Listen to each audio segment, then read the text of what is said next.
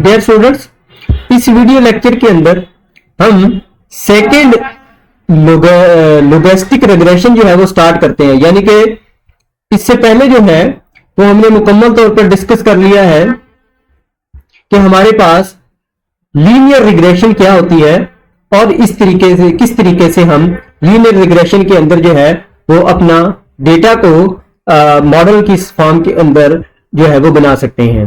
अब हम देखते हैं लोगेस्टिक रिग्रेशन। लोगेस्टिक रिग्रेशन का आपकी बुक के अंदर जो है वो बहुत डिटेल के साथ वर्किंग नहीं है, जस्ट आपको एक डिस्क्राइब कर दिया गया है कि लोगेस्टिक रिग्रेशन जो है वो लीनियर रिग्रेशन से किस तरह डिफरेंट है, जस्ट ये बताया गया है। बाकी परफॉर्मेंस जो है वो हायर क्लासेस के अंदर होती है, मास्टर क्लासेस के अंदर या उससे बड़ी। Logistic regression is the powerful tool you to use when we want to predict an outcome that can be categorized as yes or no. यानी कि हमने जो लीनियर रिग्रेशन इस्तेमाल किया है उसके अंदर हम न्यूमेरिकल डेटा की बात कर रहे थे कि सारे का सारा न्यूमेरिकल आंसर क्या आएगा, यानी कि जिस तरीके से हमने एग्जांपल के अंदर देखा। अब यहां पर हमने न्यूमेरिकल के साथ बात नहीं करनी, हमने ग्रुपिंग की बात करनी है या बाइनरी वैल्यूज के ऊपर डिस्कशन करनी है। यानी कि कोई बच्चा पास हो सकता है या पास नहीं हो सकता, लाइट चलेगी या नहीं चलेगी, हेड आएगा या टेल आएगी। यानी कि जहां पर हमने कोई एक चीज आइडेंटिफाई करनी हो तो उसके लिए हम रिग्रेशन लोगेस्टिक रिग्रेशन का मॉडल इस्तेमाल करते हैं। For example, let's say we want to determine whether the student will pass or fail an exam based on the number of the hours they study. किस बुनियाद पर कि वो कितने घंटे पढ़ता है। इस बुनियाद पर अगर हम ये देखना चाहते हैं कि कोई बच्चा पास होगा या फेल होगा, instead of predicting a specific score, जिस तरीके से हमने ऊपर उसका स्कोर मालूम किया, ठीक है, जिस तरीके से हम क्लास के अंदर टेस्ट लेते हैं और बच्चे के टेस्ट की बुनियाद पर मैं आइडेंटिफाई कर देता हूं कि ये बच्चा जो है वो फाइनल टर्म के अंदर पास होगा या फेल होगा, तो हमने यहां पर स्कोर नहीं देखना, हमने यहां पर और फैक्टर्स को मद्देनजर रखना है। Logistic regression help us to find the probability of passing कि किस तरीके से जो है वो ये पास हो सकता है।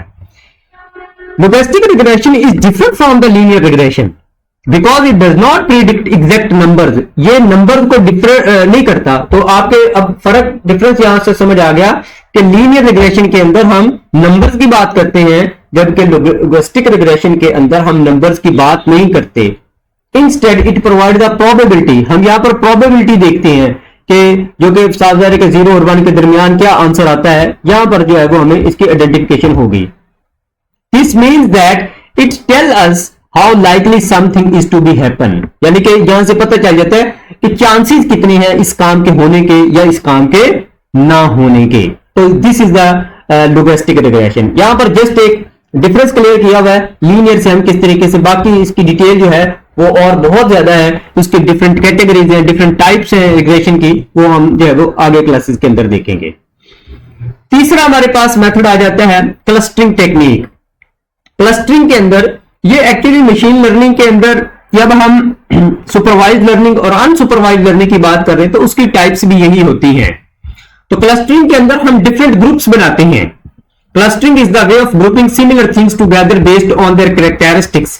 यानी कि एग्जांपल समझ लें कि क्लस्टरिंग क्या होता है। आपको लीनियर रिग्रेशन और लोगेस्टिक रिग्रेशन के अंदर जो है डिफरेंस क्लियर हो गया कि अगर न्यूमेरिकल की बात करनी है तो लीनियर इस्तेमाल करनी है, अगर अदर देन न्यूमेरिकल की कोई आइडेंटिफिकेशन करनी है तो हम लोगेस्टिक रिग्रेशन इस्तेमाल करेंगे।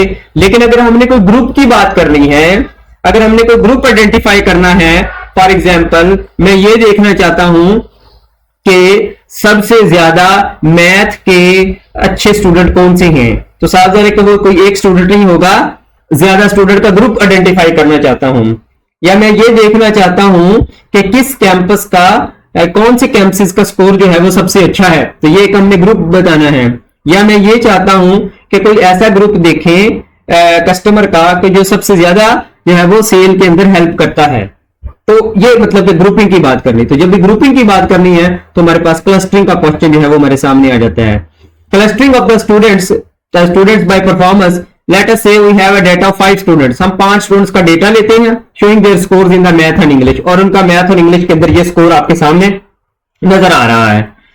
Imagine you have a student group in your class and you want to divide them into the groups based on their performance. और हम क्या चाहते हैं कि हम उनकी परफॉर्मेंस की बुनियाद के ऊपर उनको ग्रुप के अंदर, एक ग्रुप के अंदर जो है वो रखना चाह रहे हैं। तो we use the clustering to group data students based on their performance in these two subjects. तो क्लस्टरिंग की भी बहुत सारी टेक्निक्स हैं, यहां पर सिर्फ एक टेक्निक इस्तेमाल की गई है, के मीन क्लस्टरिंग।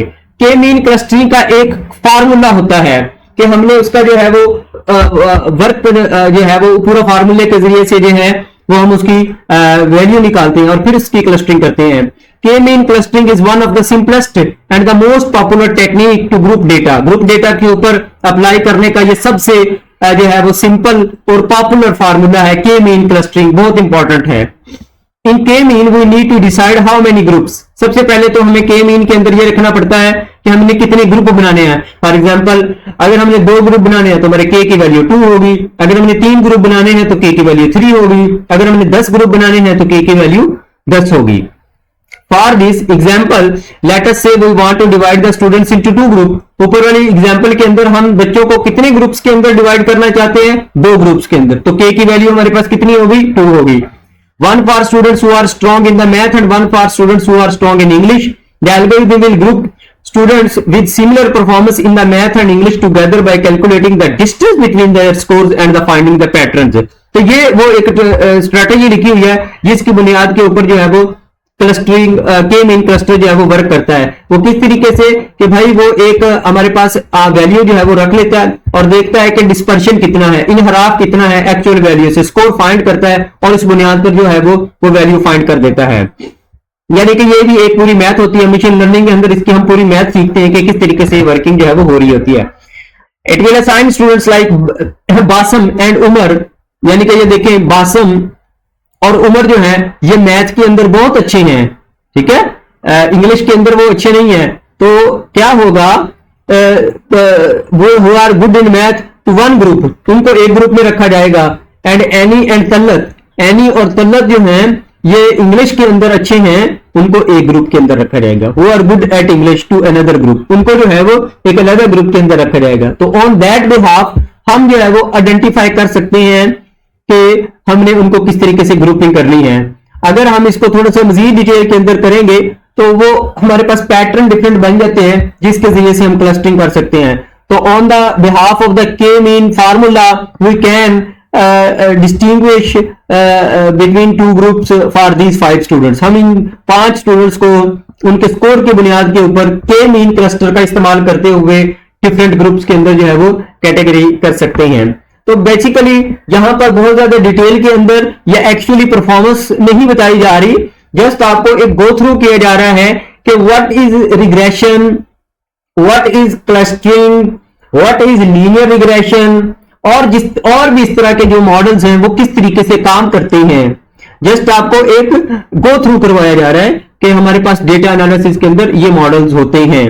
तो ये 3 मॉडल्स आपको बताए हुए हैं जिनकी थोड़ी सी डिटेल जो है वो मैंने आपके साथ लेक्चर के अंदर जो है वो शेयर कर दी है।